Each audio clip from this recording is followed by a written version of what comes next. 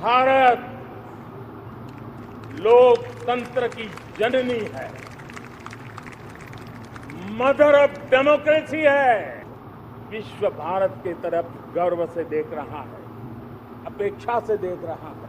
कई मसाइल जो 75 ईयर्स में पेश है, उसके बावजूद इंडिया है अंडर मोदी और हिंदुत्व राज, उसके बावजूद इंडिया की जो डेमोक्रेसी है still far ahead of anybody in the region. जी हाँ, इंडिया की डेमोक्रेसी में मेजॉरिटेरियन जरूर है, लेकिन इंडिया के इलेक्टोरल प्रोसेस पे किसी को शक नहीं है। मोदी ने जीत गया यूपी, किसी ने आके ये नहीं कहा कि आपका इलेक्शन बेकार था, लूट गया, चोरी हो गई, जिस तरह अमेरिका में होता है। इंडिया से ज़्यादा कहिए कि कमज़ोर at the moment American democracy. Different histories, different languages, क्या कहना चाहिए, डिवर्सिटी के बावजूद इंडिया जो टेरिटोरियली इंटीग्रेटेड रहा है, is also a big achievement in 75 years.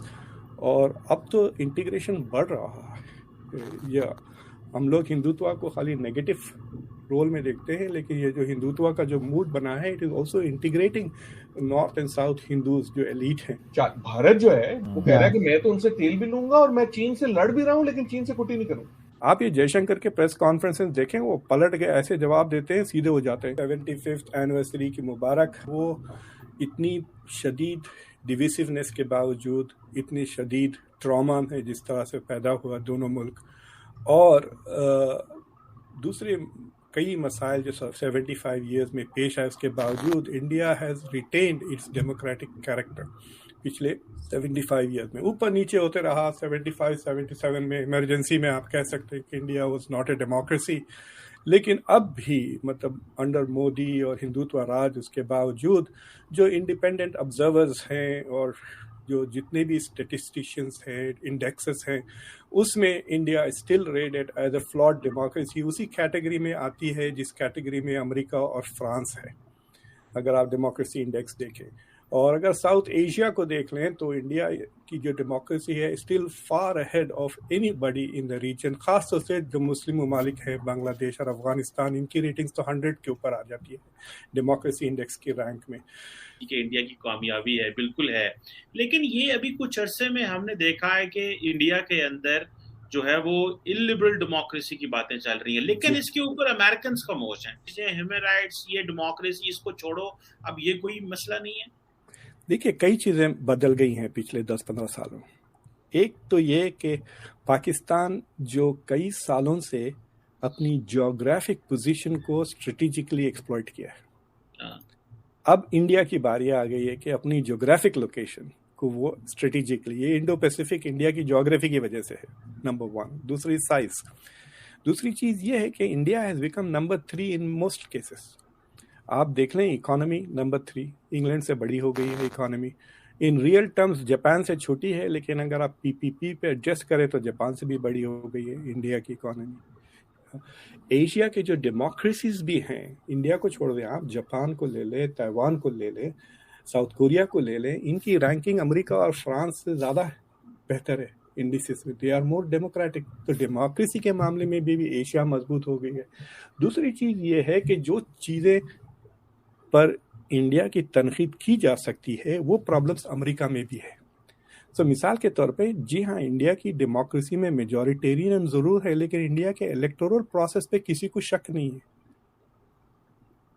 Modi ने जीत गया यूपी, किसी ने आके ये नहीं कहा कि आपका इलेक्शन बेकार था, लूट गया, चोरी हो गई, जिस तरह अमेरिका में होता है। अमेरिका के पिछले 3 प्रेसिडेंट्स की क्वेश्चन करे हुए हैं, राइट, कि इलेक्शन फेयर है या नहीं है, लूजर्स आर नॉट एक्नॉलेजिंग। तो इनफैक्ट इंडिया से ज़्यादा कहिए कि कमज़ोर at the moment American democracy है। ये यकीनन America has great human rights record अभी भी, लेकिन जहाँ तक कि डेमोक्रेटिक प्रोसेसेस है, प्लस अमेरिका की जो रेसिज्म है, यूरोप का रेसिज्म है, अब सबके सामने नज़र आ गया है। तो अब क्या है कि जब इंडिया को कहते हैं कि भाई आपके पास से बास आ रही है, तो वो भी पलट के कहते हैं भाई आपकी बात से तो सारी दुनिया चमक रही है, यू आर स्मेलिंग लॉन्ग। तो इंडिया के पास तीसरी चीज ये है कि India has the confidence now to say it. आप ये जयशंकर के प्रेस कॉन्फ्रेंसेस देखें, वो पलट के ऐसे जवाब देते हैं, सीधे हो जाते हैं। We are in a pre cold war world of multipolar, जिसमें मल्टीपल पावर्स, यूरोप, रूस, भारत, अमेरिका, दूसरे अपना अपना स्फीयर ऑफ इन्फ्लुएंस बनाएंगे और जो आपके साथी हैं वो बदलते जाएंगे। जो नेटो की स्ट्रेंथनिंग है इज एन अटेम्प्ट कि आयरन कर्टन जैसा हो। अच्छा, अगर आयरन कर्टन नहीं है तो भारत जो है, despite being very closer to the US than it has ever been in its history, resist कर रहा है ना आयरन कर्टन। वो कह रहा है कि मैं तो उनसे तेल भी लूंगा और मैं चीन से लड़ भी रहा हूं, लेकिन चीन से कुटी नहीं करूंगा। तो चीन भी जो है वो कह रहा है मैं नहीं, हम अमेरिका में वो दे वांट टू प्रूव कि जी चीन और रूस की एक अलायंस है, लेकिन एम्पिरिकली तो आपको कहीं नजर नहीं आती, एटलीस्ट एट दिस पॉइंट। जब उनसे पूछा कि भाई आप रशिया से तेल क्यों खरीद रहे हैं, फिर हम जितना तेल खरीद रहे हैं उतना तो आप एक दोपहर में खर्च कर देते हैं। तो जर्मनी की तरफ इशारा कर, पहले इंडिया के फॉरेन मिनिस्टर्स इस तरह के जवाब नहीं देते थे। आपको पता है बेनजीर भुट्टो ने मुझसे कहा, जब वो प्राइम मिनिस्टर थी तो स्टेट डिपार्टमेंट के एक शख्स ने उन्हें डांट दिया। And she told me, she said, professor साहब मैं आपको कैसा बताऊं, मैं एक मुल्क की प्राइम मिनिस्टर खड़ी हुई हूं और वो निकम्मा बैठ के मुझे डांट रहा है। This is not going to happen with India.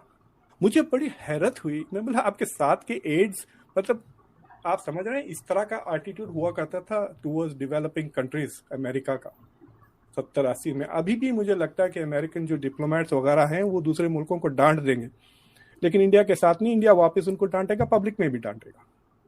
तो ये जो सेल्फ कॉन्फिडेंस जो बता रही है Indian government, and that is because of the economy.